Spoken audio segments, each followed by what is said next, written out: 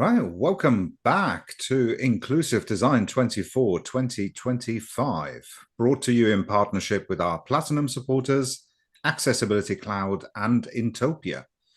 You can follow us on Mastodon and Blue Sky, and if you have any questions for the presenters, you can post them there with the ID24 hashtag.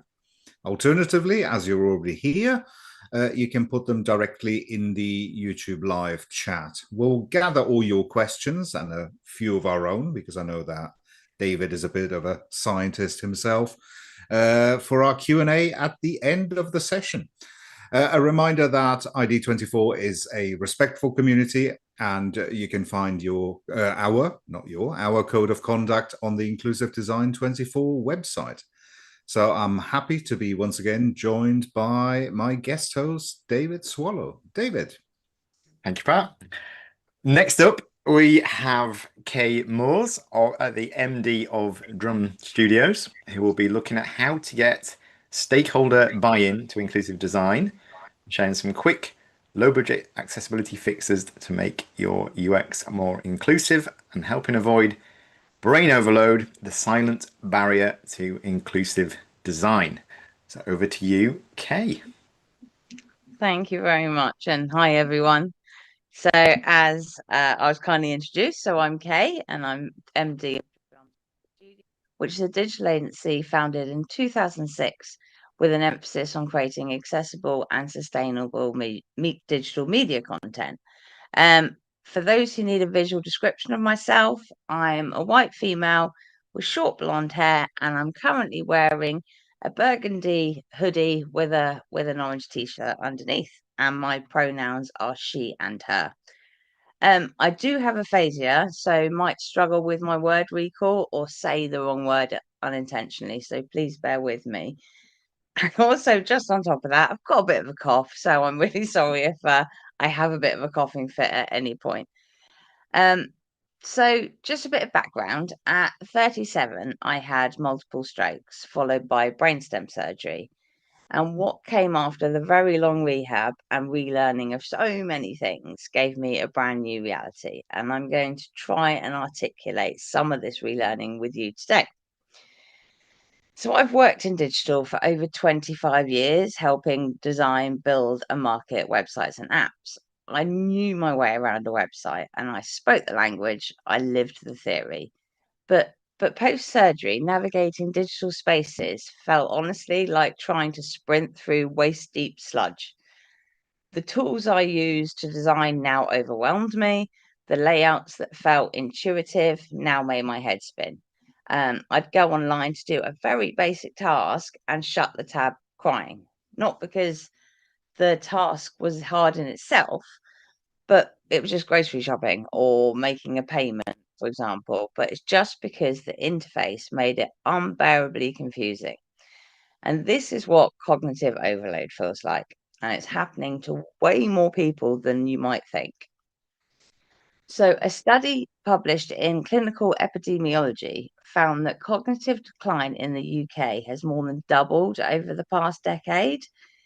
In 2009, 1 in every 1,000 people observed for a year had a new case of cognitive decline.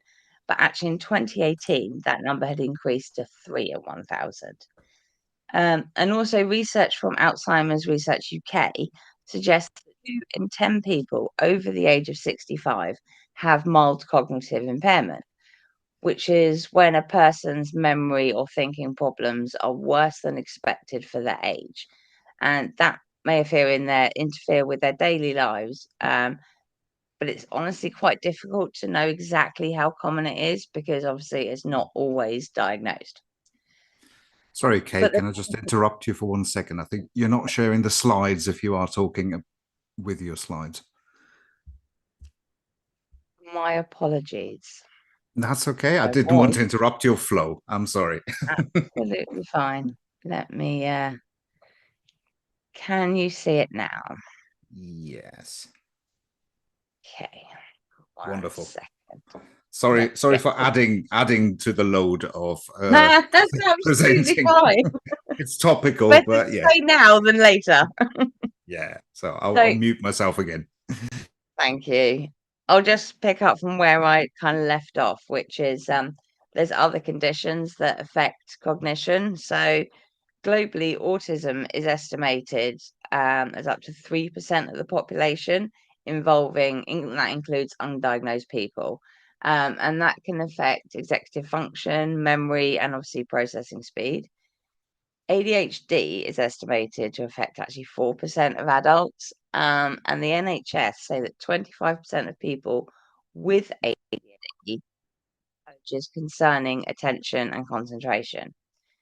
Dyslexia is also one of the most common language-based disabilities, and it's estimated to affect 10% of the population. And this can lead to cognitive overload due to difficulties with processing speed, working memory, and phonological processing. The World Health Organization estimates that over 55 million people around the world currently live with dementia, which affects memory, language, communication, and can impair your decision making. And there's more. So, a study from Swansea University found that 1.3 million people are living with the long-term effects of an acquired brain injury. And trust me, an acquired brain injury can most definitely impact your cognitive function. According to the Royal College of Psychiatrists, approximately 1% of the UK population is also estimated to have schizophrenia. Cognitive can be affected by being overwhelmed with excessive sensory input and difficulty filtering out the irrelevant information. And according to the British Pain Society, around 28 million people in the UK are estimated to live with chronic pain. And chronic pain and fatigue are often intertwined. You get this cycle where pain leads to fatigue and fatigue worsens pain. And pain affects cognition as the brain's attention is being directed towards the pain, reducing the focus on the other tasks they need to do. And brain fog can be a very common symptom of fatigue. Severe depression, anxiety, and bipolar disorder can also significantly impact cognitive function, such as attention, memory, and executive function. And lastly, I promise you, the other conditions that can affect cognitive function are, for many women or people, the journey of perimenopause can bring cognition challenges. Symptoms such as brain fog, forgetfulness, fatigue, depression, and anxiety are all common. A study from the Fawcett Society in May 2022 found that 73% of people experience brain fog. And then conditions like sleep apnea can contribute to cognitive impairment and may even accelerate the onset of dementia. And even high blood pressure, diabetes, and high cholesterol can increase the risk of cognitive decline too, especially in older adults. Parkinson's affects 166,000 people in the UK, and this can impact cognition and communication. And lastly, there are around 1.3 million stroke survivors currently living in the UK, and a survey by the Stroke Association found that 86% of stroke survivors reported experiencing fatigue and cognition difficulties after their stroke. So I hope I actually haven't overwhelmed you right there, because that's not the point. But I want to show that it really can affect way more people than you might actually think. Keep drinking, stop the cough. Cognitive capacity is our mental bandwidth. So it's our ability to absorb, interpret, and act on the information. And cognitive overload happens when this capacity has been exceeded, when the brain is trying to juggle too many tabs, too many decisions, too much noise. For some, it's occasional, but others, it's actually a daily obstacle. So here's a graphic to explain how our mental batteries work. You can see most people start the day with a full battery, but actually after brain injury, neurofatigue means you don't start at full capacity. Much to many people's misconception, a good night's sleep won't recharge your brain if you've suffered an injury. And scientists have discovered that the brain of a brain-injured person works harder and uses more brain cells to process information, and more nerve activity is shown. PET scans show more brain areas are involved in performing normal activities than before the brain injury. So parts of the brain that normally show little activity while performing a specific action now become actively involved in the brain's functioning after the injury. This requires many extra bypasses and consumes more energy to complete.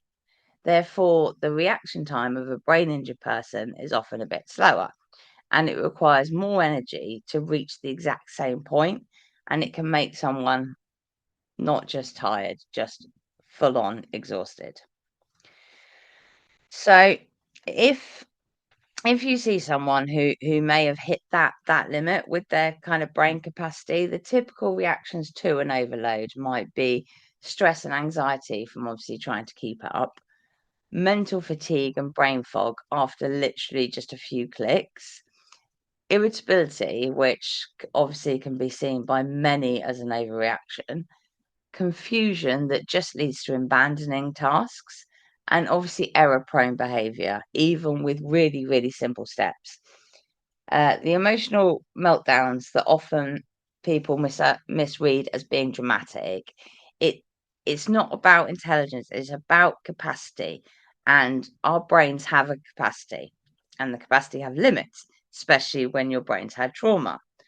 So when we talk about brain overload on websites, we're referring to excessive cognitive demand placed on a user due to just simple poor design, cluttered interfaces, or overwhelming stimuli like too many animations, pop-ups, flashing elements, or complicated navigation.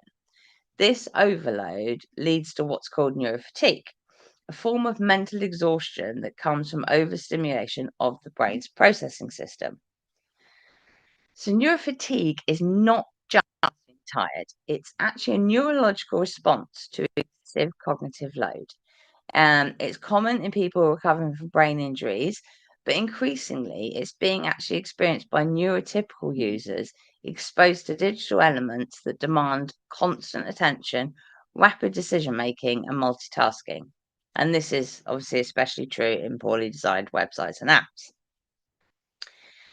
So there's long-term effects of neurofatigue, and it's not just a temporary dip in focus. It can actually have really, really long-lasting debilitating effects, especially with repeated exposure.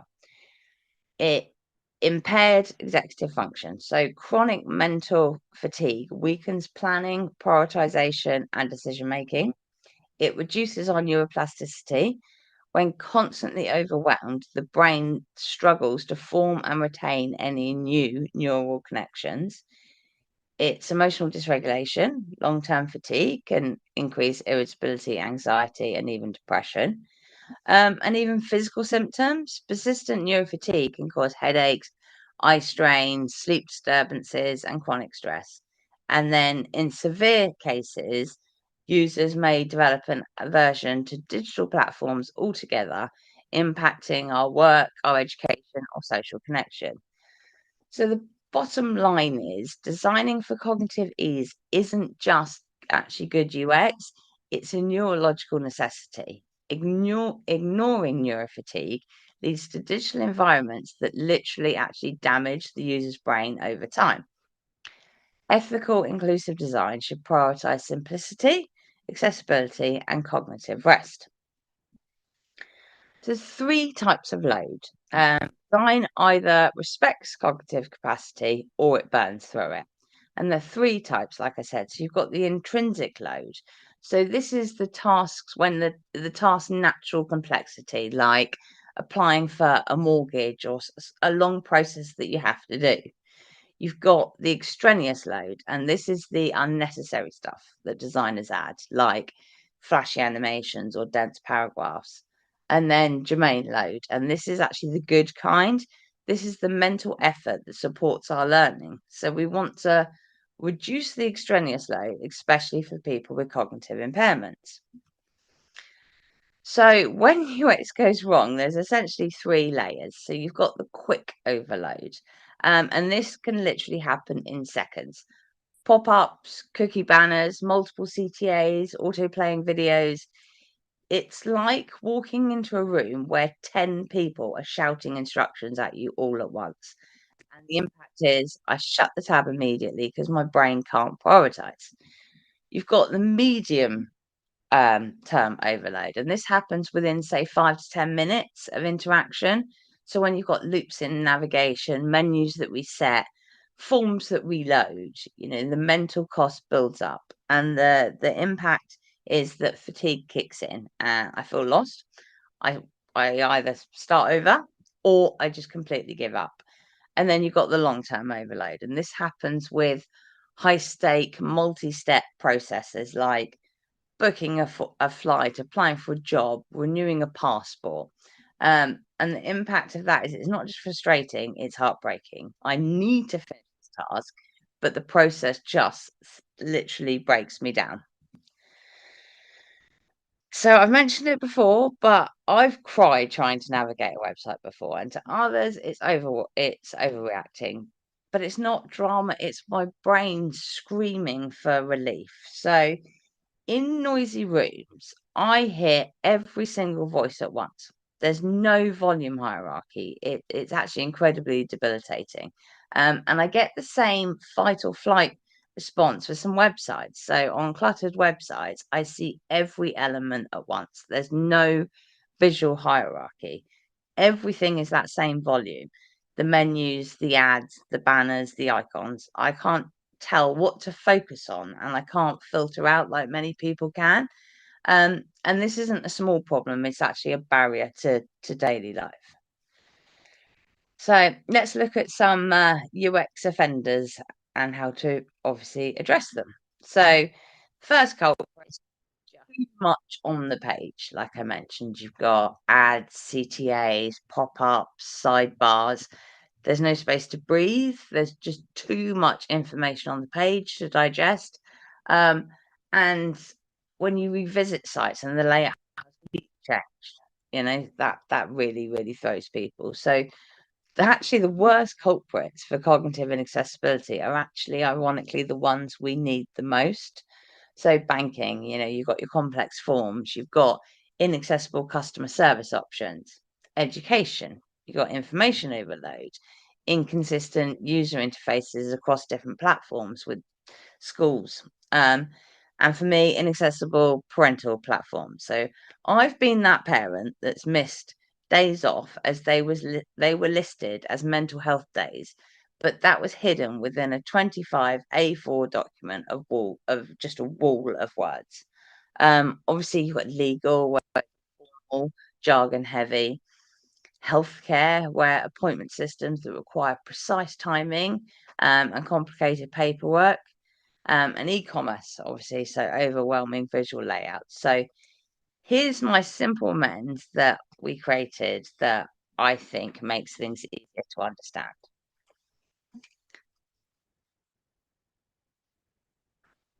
So in this example by Shein, they have put so many options in such a small space.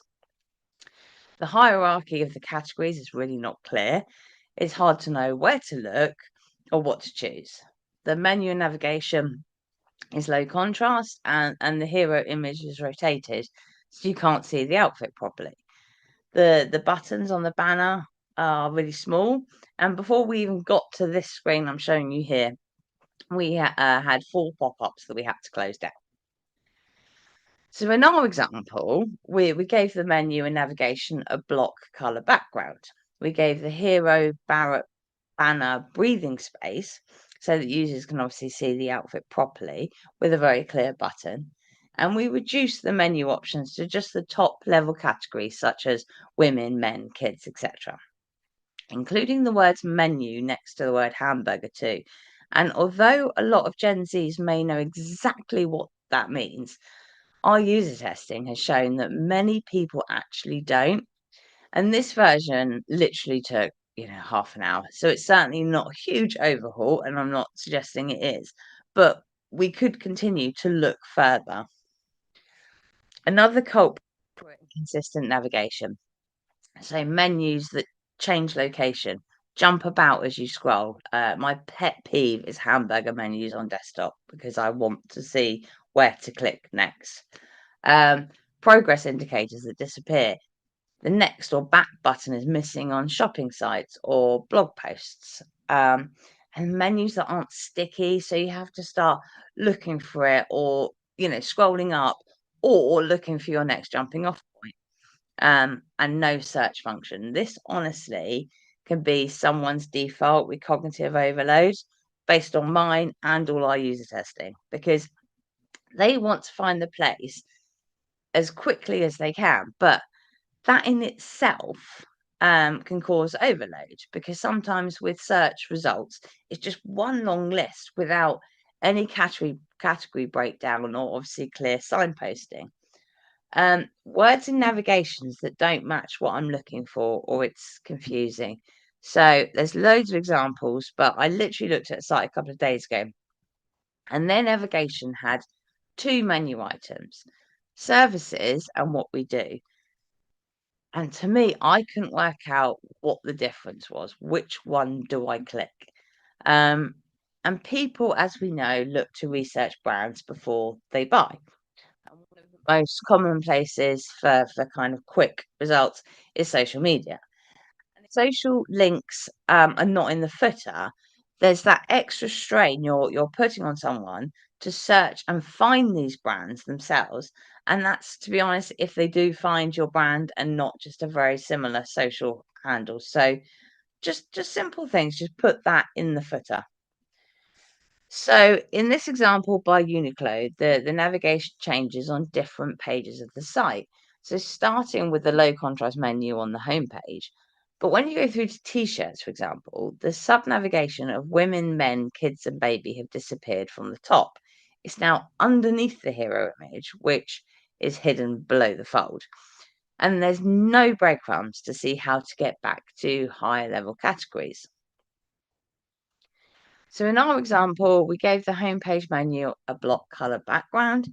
When you go through to t-shirts, there are now clear breadcrumbs to go back to women or all. And we've used a much shorter hero image so that the details of the collection are now above the fold. Change took 10 minutes. Forms can be really challenging for me, and here's why. Sometimes they log out after 30 seconds of inactivity. They ask for your 4th, 7th, 9th character of your password. Back to the timers, when you need verification codes, let's say on banking or using LastPass or anything like that, and you're switching between apps. And then when a form did submit, I need to know that order has gone through, or any form has gone through. So people with cognitive overload need updating more than most. Communication is so important. So when you don't get that confirmation email straight away, that can be really alarming. And you're trying to update a password, but you can't check what you typed. I had this experience, and it just said passwords didn't match. And I had to retype both emails, as I couldn't work out which one was actually wrong. Another great thing that helps is when it informs you when you've met the password criteria. So when it says password must contain XYZ, it's great when it highlights when one requirement has been made. For example, 1 number, 1 special character, 1 uppercase. And please use address lookups. These are so easy nowadays. Why are people still insisting on using multiple fields? Plus, I've had a situation where my form won't submit because I haven't put in address line 2, but I don't have address line 2 and I don't know what to put in that. But just having to fill that in rather than just doing a lookup took so much more energy. But when using lookups, ask for the postcode first. So many sites ask you to start typing your address, but then it turns out by the time you've written it, there's 100 other 21 church lanes. So by the time it's actually found who I am, I'm practically at the postcode anyway. Therefore, it makes it completely pointless and not a helpful API integration at all. and placeholders in fields that disappear. I can honestly, genuinely read a field, start typing. If it disappears, I can enter the wrong information and put my email into the telephone number, for example. Just use labels. The impact is my brain just burns out with all these things. I freeze, and most of the time I just can't finish what I was doing. So I think I mentioned it before, but in this example of changing the password, there was no way to view what you're typing. It is easy to make a typing error and not know exactly what it is. I did this over a dozen times and I got myself so upset.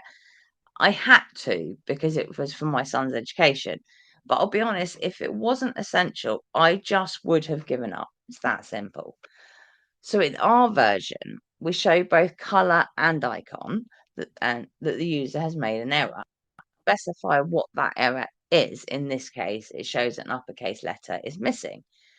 We also allow the user to choose to show their password, obviously, and to see or hear that error. And when it comes to icon changes, the tick turns green. The cross turns green.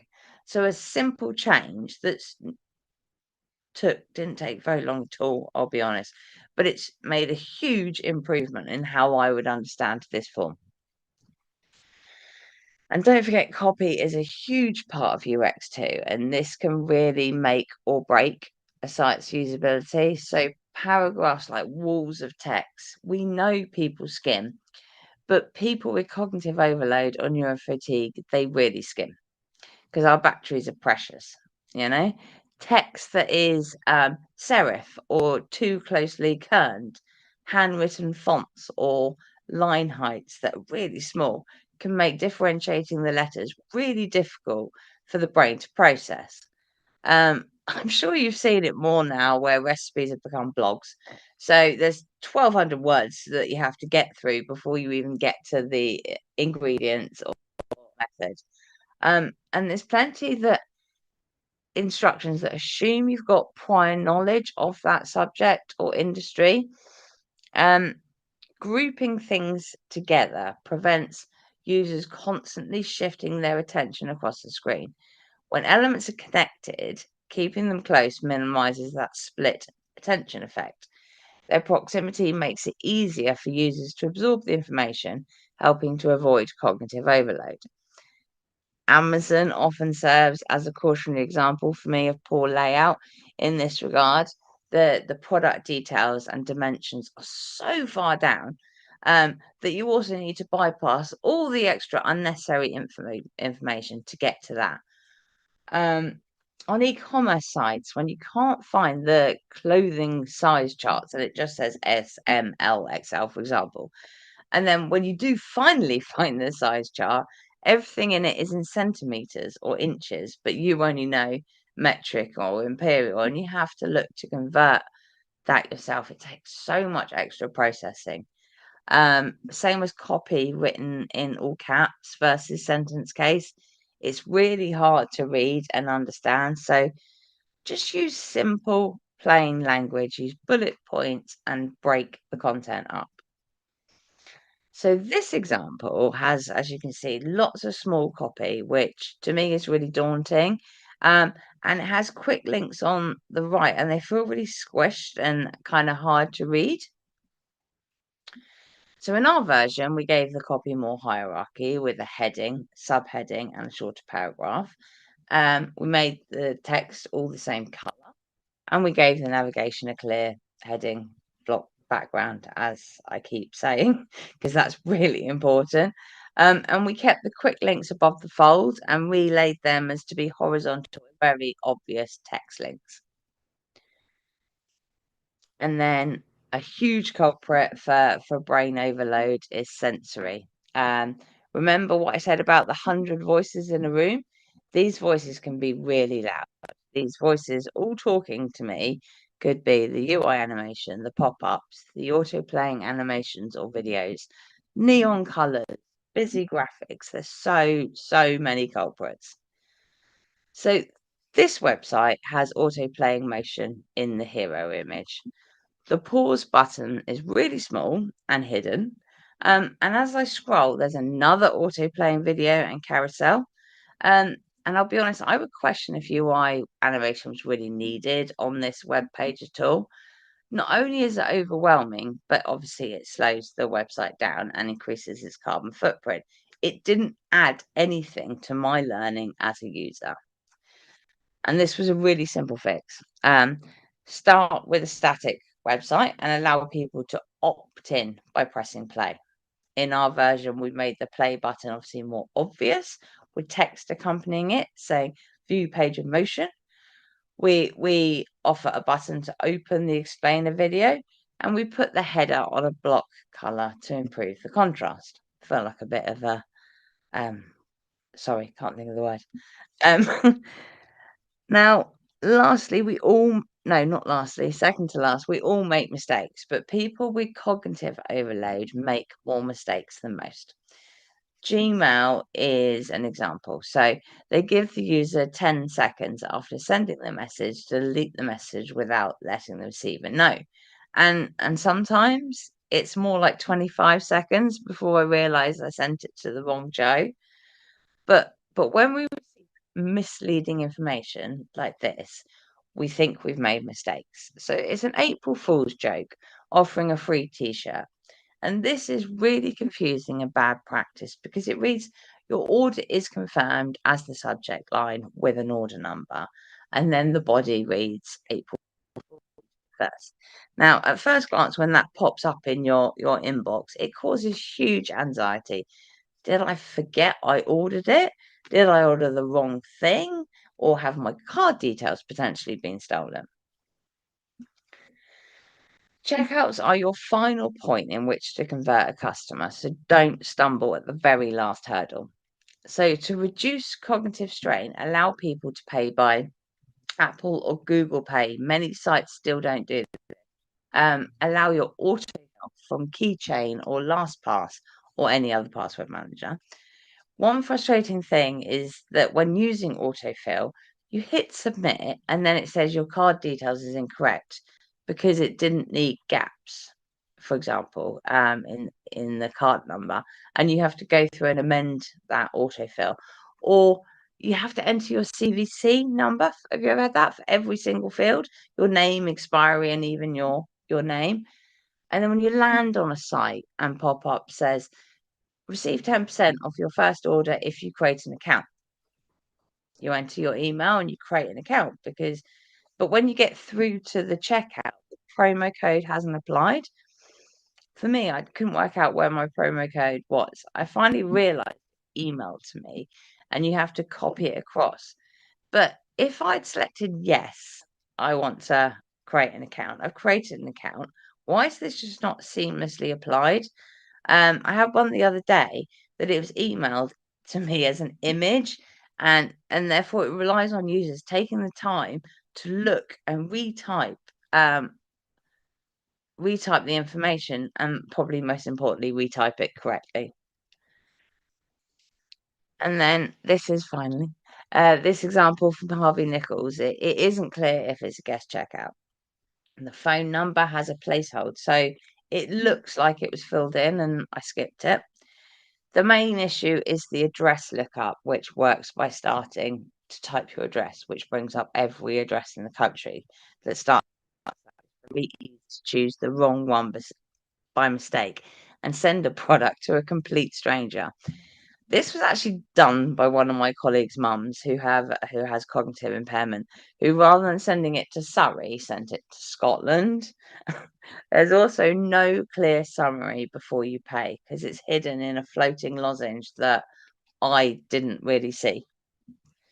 So in our redesign, we made it very clear that you can continue as a guest or sign in or register. We've changed to search by postcode. We've used clear labels, not placeholders, and the phone number is left so you can see that it needs entering. And we've added a summary as the clear third step.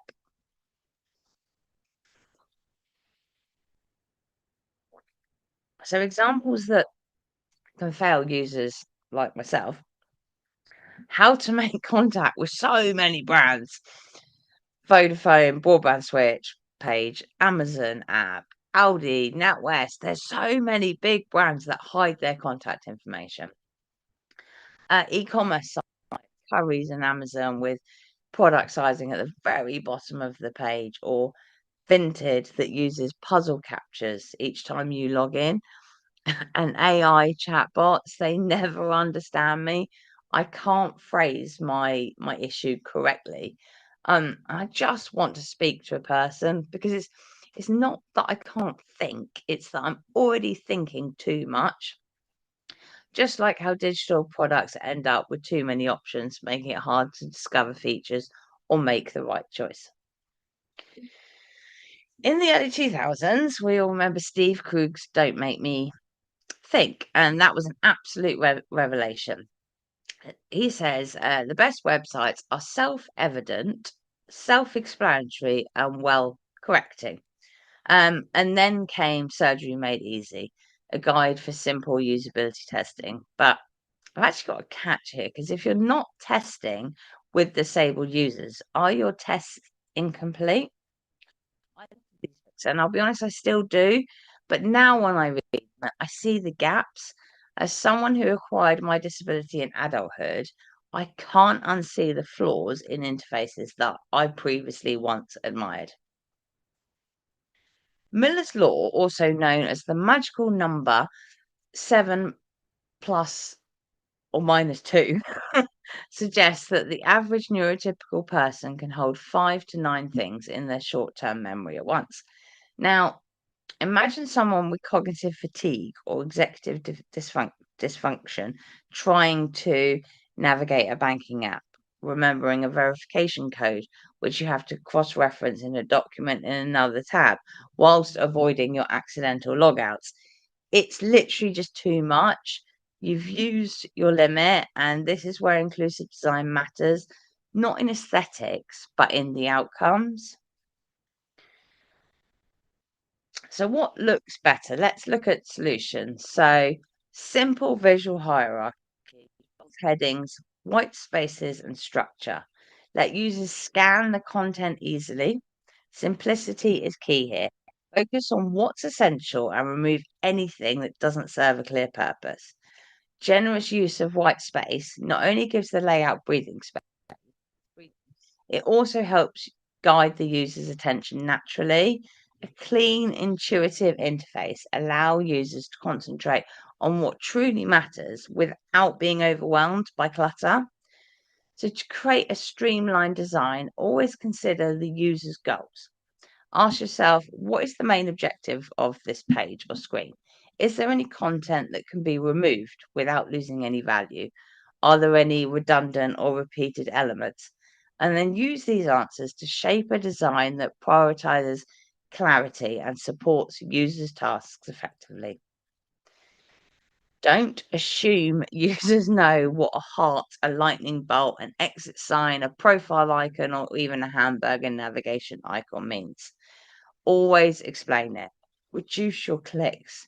Begin by visualizing your current user journey using flowcharts or user journey maps, and then look for any unnecessary steps that can be eliminated to streamline that experience. The goal is to minimize the number of clicks or taps needed to complete a task, and simplify the process further with smart defaults and autofill options, particularly in forms and checkout flows. Provide direct contact options, clearly labeled. Don't bury them in AI decision trees. And give users more time. Don't rush them. Don't auto log out too quickly. Allow them to extend it. Incorporate progress indicators for multi-step tasks so users always understand where they are and how much is left to complete. And then use auto save so that I can complete them in sections. And then confirm actions clearly. No guesswork. I cannot tell you how many times I've completed the same form over and over and over again, but I'm not sure or can't remember sometimes if it's even been sent, as I receive no acknowledgement email. And test with people with cognitive overload, not just for accessibility compliance, but for real world clarity. So WCAG 2.2 does help, focus not obscured. So that ensures that keyboard focus is at least partially visible, preventing users from losing their place on a page when navigating with a keyboard, which can be particularly helpful for users with cognitive impairments too. Redundant entry reduces the cognitive effort required to complete tasks, making websites easier to use for everyone. Include those with cognitive differences. Ideal so you don't have to repeat your delivery if it's the same as your billing address. That's just one example. And consistent navigation emphasizes consistency across web pages, which can reduce cognitive load by allowing users to predict where to find the information and functionality. But here's where, in my opinion, 2.2 doesn't go far enough for cognitive load. It's got limited scope. So it focuses on specific aspects of web accessibility, but it doesn't cover all areas that impact cognitive load, such as simplified content organization, too much information overload, and minimizing distractions. It doesn't cover the busyness. If your dashboard has flashing notifications, overwhelming widgets, and cluttered data tables, users with cognitive challenges or all those people I mentioned earlier, they're just likely off too quickly, just exhausted. So you may have seen this presentation or others previously and thought, yeah, we need to make things more accessible, but how do I get stakeholder buy-in? To me, present a business case to leadership, focusing on the competitive advantages of accessibility, risk mitigation, and alignment with corporate values on inclusion and diversity. Any business is human to human first and foremost, and there's always ways to look at companies' values and show their values mean accessibility is paramount. So I've selected 3 brands at random. I'm not here to say if these brands are or aren't accessible. I'm purely interested in their values at this point, as all their brands advertise freely their values on the site. So Tesco say, our core purpose, serving our customers, communities, and planet a little better every day, means we always keep customers at the heart of what we do, whilst also reflecting our responsibilities to the communities we serve and society more broadly. So if this was your client or where you work at, a potential angle here is to say that you cannot serve the community and society more broadly if you're excluding disabled people. Visa, we're the world-leading digital payment network that removes barriers and connects people to the global economy. We aim to uplift everyone everywhere by being the best way to pay and be paid. Now, obviously, you cannot uplift someone if they can't interact with your content. You're creating barriers and bringing them down. And then Publicis, its core value is Viva la différence. I'm really sorry if my French was rubbish there. We celebrate difference because it makes us better, stronger, and braver, creating a more inclusive future for everyone with a culture that is people first and celebrates difference and individuality. This helps us intuitively understand more and do more for our people, clients, and our audience. So, an inclusive future, which is people first and celebrated difference, is, of course, an accessible future. So, I think if a mission statement or values that encompass diversity and inclusion, welcoming or referencing to anyone, in my opinion, it's a great place to start. Obviously, highlight legal and compliance risks. Sometimes organizations need to understand the financial implications of non-conformance. By being accessible, it obviously reduces your risks. Again, it's relevant to each country, but in the UK, this would fall under the non-conformance with the Equality Act 2010, EAA, and WCAG, which can lead to lawsuits and reputational damage. And emphasize the business benefits. Highlight how it improves product usability for all users, expands the market, and enhances brand reputation. Accessibility improves SEO as well, search engine optimization, which will obviously drive more traffic. Ability to search results, meaning they receive more clicks and organic visitors. More traffic means more potential customers, so therefore accessibility boosts revenue. I'll cover this more on the next slide. It enhances your brand reputation. It shows that you care. Prioritizing accessibility proves your brand values inclusion and social responsibility. It builds trust and loyalty. Users who can navigate your site easily are more likely to return and recommend your brand. And it avoids negative PR and legal risks. Accessibility helps you comply with laws, obviously reducing the risk of lawsuits or public backlash, and it gives you that competitive edge. Leading in accessibility boosts credibility, attracts partnerships, and strengthens your brand image. It expands your customer base with 14.6 million disabled people here in the UK alone, and 274 and the 274 billion purple pound. Accessibility opens your brand to more customers and revenue. A brand known for accessibility is a brand known for care, trust, and success. So, I mentioned earlier, the purple pound proves that accessible products reach more people. In the UK, it's 274 billion market. And if you don't know what the purple pound is, it's the spending power of disabled people and their households. And it's actually estimated to be 13 trillion globally. And in 2017, the pound was established. This is when people abandoned a retail website because of the usability barriers they found. And they took with them an estimated 16.1 billion globally.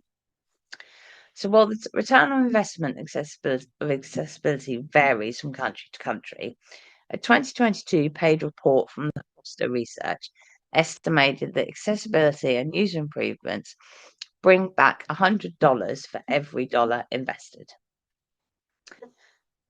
So retrospectively, adding accessibility can be really, really challenging. So I want to end with there's a blueberry muffin analogy to consider when designing products. When you're making a muffin, you can't just stuff all the blueberries in at the end. Accessibility is like blueberries. It needs to be there from the beginning. It's a team effort, and accessibility needs to be weaved through the whole organization and project lifecycle, same as you need to distribute your blueberries evenly. And finally, I think my biggest piece of advice is to get buyer stake in. Don't try to shake things up with accessibility. Otherwise, people will start putting up walls. Look to fit accessibility in seamlessly. Cognitive overload is a silent, invisible barrier that doesn't just affect people with disability, it affects all of us at some point in our lives. Design is never neutral, it either includes or it excludes. Let's stop making people think, especially when you can just help them. Let's start making them feel heard and supported. Thank you. Thank you very much, Kaye. Wonderful talk. We've got a lot of positive comments from what I've seen, and probably even for myself, I found myself nodding along from my very limited lived experience, which is mostly I'm just getting a bit on in the years. The amount of times where, particularly if I'm stressed and I need to do something, like I'm on the go, I need to just find I don't know, latest flight details or whatever. The amount of times that I get so irritated with just barriers that just shouldn't be there. Like, oh, what's my login? Oh, now it wants me to do this, and now it's not sending me to the place that I need to, but first it bumps me back to the home page, and it's like, I just want to know what gate my flight is at or something like that. Yeah. And it just gets very frustrating. So I think that that really kind of brought the point home for a lot of people. I think that, yes, WCAG has a lot of these success criteria that, when you're in your 20s and you go like, oh, why do I need to bother to do this? You'll find out. It's kind of my warning shot to developers out there. David, I think we got time for one question. Sure. Yeah. We on the social, the YouTube chat, we've got Stefan, who says, what do product teams, especially product managers, need to convert overstimulation to accessible user guidance, given the hypothesis that they don't care about harming users? So that question gave me overload. I didn't fully understand Yeah, what I'm you were just asking. I'm parting it so myself. sorry. Um, just on a similar point, there's a comment by Dave Perkins who says this is an interesting East Asia versus Western Europe space. Will be interesting to hear the perspectives of people in China and Japan with ADHD and understand how they perceive the busy and full screens. So Yeah, absolutely, because I'm sure it does vary a lot, you know, globally. I don't know the answer is the truth. yeah, But you're right, it would be nice to hear a full global view on it. I can only give you my personal lived experience and what we found with kind of user testing, similar to what just Patrick said. Booking a flight, you've got to go through those, or find flight details, you've got to go through those ridiculous multi-step things that might take 8-9 processes, but you do that because you have to do it, because you need to know that flight number. But when there isn't a necessity and you can just buy a product elsewhere, for example, you won't go through those hoops, so it's definitely I think, I'm not sure whether marketing plays a role, where they think the more pop-ups and the more adverts and things we throw at people, and more steps to kind of convert, and show similar products that might be interested, or things like that, might play a part. But I don't think it actually works at all. I think it just, people just want to think about Amazon, where you've got the quick buy now button. That's what people want. People want to say, I want that. I pay that on all sides. But simplicity is 100% the key to actually conversion. yeah, absolutely. I'm interested in cognitive accessibility myself. Don't you find it such an overloaded concept? I mean, you listed all those conditions that fall Yeah, under the umbrella of cognitive accessibility, and each have got their own symptoms and needs, and then the number of ways you can address and support people with cognitive disabilities can be diverse as well. I worry that the term is just too broad, which can it sort of is. make it hard to support. But that said, like a common thread throughout all of this is the need to keep things clear and simple. Mm. Be that language or navigation, structure, whatever it is. Is that the key thing? Yeah, Simplicity. yeah, absolutely. Because I listed a lot of people that have brain overload, or need something more simple and direct. But you've also got to think about, sorry, Patrick, we talked about general age, and it's about, um what we didn't talk about is like non-native speakers. Mm, Does that translate? Does it make sense? Idioms, things like that, or colloquialisms that we throw in that we understand, doesn't mean everyone understands what they mean. And it's a huge, huge amount of the population. So yes, simplicity to me is 100% the key to getting understanding from as many people as possible. absolutely, yeah. And it's a good general practice for everyone. No one's ever going to complain that something's too Too simple. simple. Yeah. So yeah. Okay. I think that's all we've got for in terms of Yeah, questions and for I think we're time. coming up to time. Yeah, but no, once again, Kay, wonderful, wonderful talk. I'm sure that it'll be revisited many times. Now that it's on our YouTube. So yeah, for all the viewers at home, as the kids say, or they don't anymore, I don't know, like and subscribe. You can keep in the loop on all our future events. Inclusive Design 24 is brought to you with thanks to our Platinum supporters, Accessibility Cloud and Intopia, our Silver supporter, Intuit, our Bronze supporters, the Law Office of Laney Feingold, Mantis & Co. and Vispero. ID24 will be back on the hour with the next session, which is not that far away, so I need to hurry up. So see you all there. Thank you all. Thank you.